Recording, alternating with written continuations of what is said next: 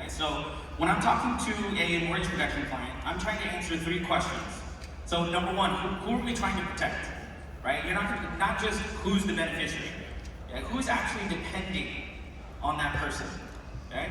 Next, number 2, what do they want to happen to the home?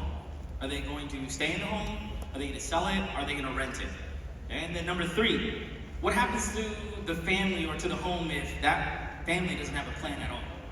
Okay? So, if the client passed away tomorrow, could that spouse or that family maintain that mortgage?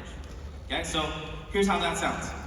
So, Mr. and Mrs. Client, help me understand the situation a little further.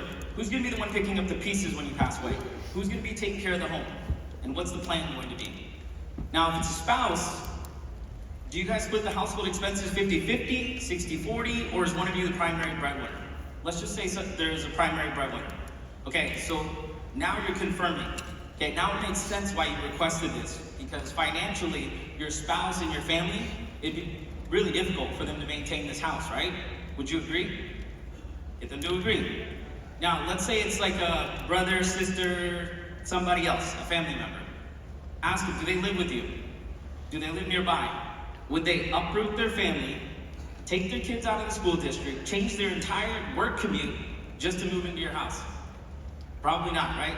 Because then their kids would hate them because he moved them away from all their best friends. So with that being said, Mr. and Mrs. Smith, okay, would your family member, brother, sister, cousin, whatever it is, would they be able to afford their mortgage and yours? Probably not.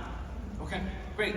So all they really need is time to be able to rent it or sell it. Okay, now let's go over older clients. So let's just say they had adult children and grandkids.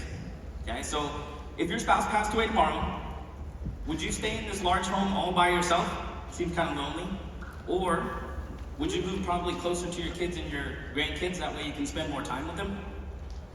Usually, what's the answer? It's yes. Great. So all you really need is time to be able to sell the home or rent it. Okay? So if you keep it simple, you identify the plan, and your job is to provide the protection to make sure that that plan can be executed. The biggest mistake that agents do is that they don't ask enough questions, they talk really fast, and then they're just trying to quote them. They're not really listening to the client. Okay?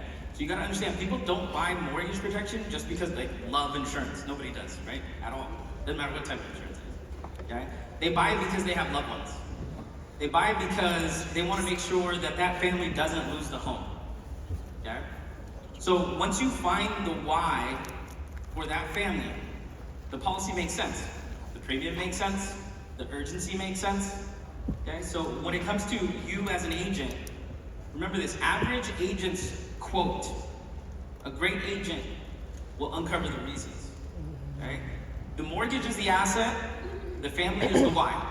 Okay? So when you figure out who that family member is that's going to take care of the home, like whoever's going to receive it, whoever is being left behind to, that's when you find the why.